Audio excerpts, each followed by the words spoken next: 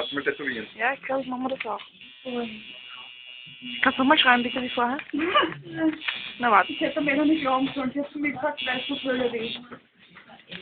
Kannst du bitte nochmal so machen, das Schwein? Ganz gut umstellen. Was? Das muss ich kurz das Gerät umstellen. Ah! Alles klar, danke. Oh.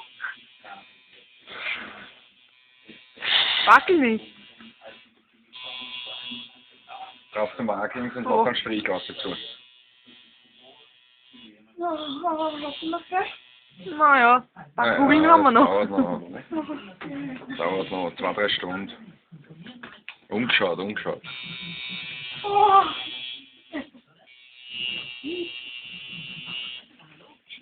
Wirklich. Gott, dann bin ich schon fertig. Aber ich hätte eine Knall. Knall. Oder 2 oder 3. Ja, so richtig einen die Fresse. Ja.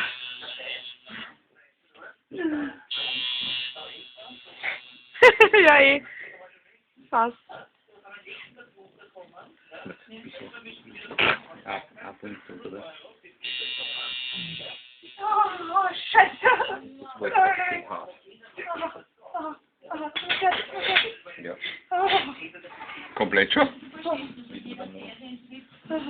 Jetzt ist noch was schön. Ich sage ja nicht so genau.